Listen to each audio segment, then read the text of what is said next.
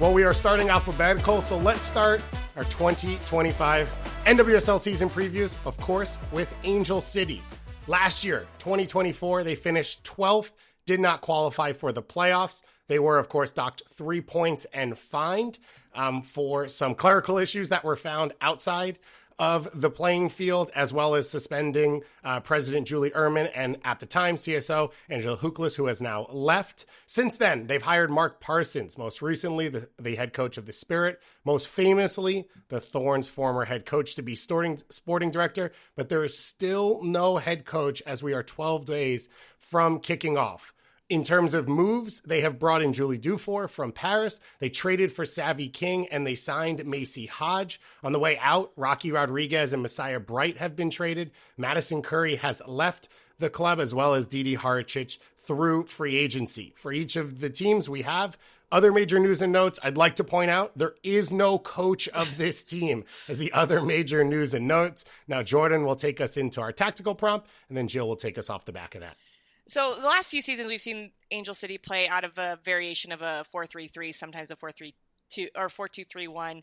And I think they emphasize building out of a 3-back. They want to get one of their outside backs high into the attack to try to help with the way that they build. And I think one of the things that they also do is they're really keen to turn a team over and play a long ball, isolating 1v1 in the channels. But I think the biggest question, Jill, is who is this team going to be? It's a rebuild year. They don't have a coach. How the heck are they going to play?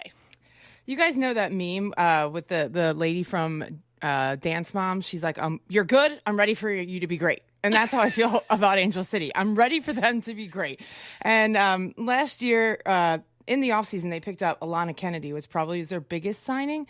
And that's not really, I'm not having that much optimism with that signing in the offseason. That doesn't make them any younger. That doesn't make them any more mobile in the midfield. And this is a team that was generating some more attacking production through Emsley, through Thompson, Kristen Press coming on the back end of the season. But what was their Achilles heel at the end of the year was defensive transitions. And they continued to give away balls in bad spots. And because of the lack of mobility in the midfield, I thought that made them very vulnerable defensively. Some positive news is that hopefully June Endo will be back and providing a bit more. But I think the biggest change for them is going to be Ange Anderson in goal. I mean, they let Didi Haricic go in free agency, and they said, Ange, we're going to build our franchise on you. You're a young goalkeeper. The problem is that she's inexperienced. And we saw her start at the beginning of last season. She played 4 games, and she continued to give the ball away in bad spots in possession, which led to some significant goals against for this Angel City side. So there's going to be a learning curve for her.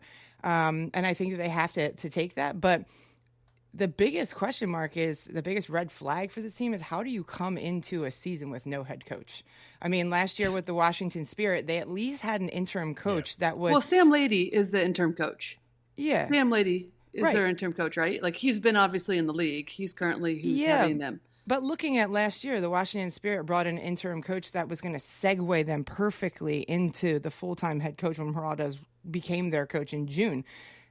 Unless Laura Harvey is taking over Angel City, I don't see any continuity for this preseason into the regular season, into whoever they potentially hire. Yeah, I think that's fair. I think that is like the overarching theme, though, of Angel City, because it feels like they never had like an identity, and then they were putting these coaches in positions that they weren't going to succeed, because it was like, if I have a certain style that I want to play, that doesn't mean that there was a recruiting that synchronized with that in terms of the players that they would go out and get. And so I think you saw that.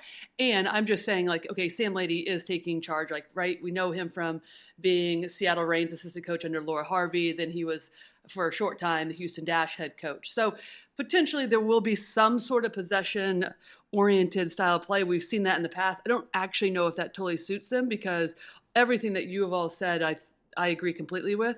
I'm just looking at their midfield again. That has been an area of concern for me, because there's some other teams that have a concern with this exact same aspect, is that they're all similar players in the midfield. So no one's like a true ball winner. No one's a true playmaker. Or you have all playmakers and all ball winners, or whatever, right? But like the makeup of this team, everybody's kind of a possession player. And then when you think about, okay, we want to keep the ball, we want to progress quickly, or we want to play transition, when this team gets stretched, that's where they've been most vulnerable because the midfielders aren't able to cover that much ground, and they're all a similar pace type player. So I still have concerns in that way. I think you see Giselle Thompson can take another step forward, which will be huge. Savvy King will have another season under her belt that could potentially take a step forward in terms of attacking out of the back. And then obviously Alyssa Thompson and her ability in front of goal and how she's turned things around essentially confidence-wise in the middle of the season last year. And I think the biggest question for them is who's going to score goals, right? They have now Sydney Leroux, they have Kristen Press who's back, but can those two continue to be who they've always been and score goals for this team consistently? Because it's not as if they didn't create chances last year, right? With Emsley coming inside, allowing numbers to get forward. She played a really good role of playing in that pocket, but it felt like there weren't enough players in the box, ready and eager to score goals. And that was a lot of this Angel City's team's downfall last year.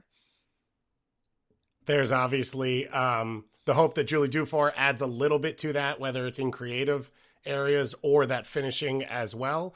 Jill mentioned June Endo coming back. And then, of course, Kennedy Fuller, who gave some good minutes, but a very young player trying to add production.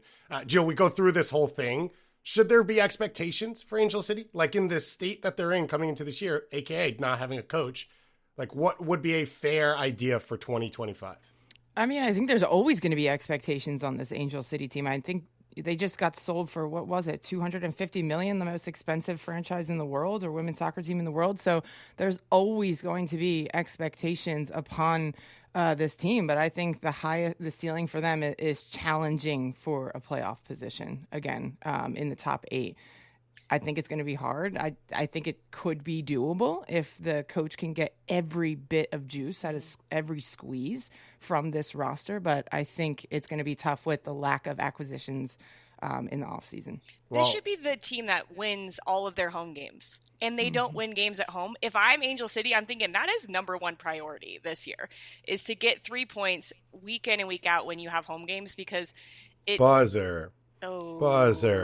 I knew it was going to be me. I knew it was going to be me. Yes, it was. I thought we were going to hit it on our first one. I was about to be so proud of ourselves. We are going to have trouble with all of these because there's so much to talk about with all these teams, but that means we have to move north up the coast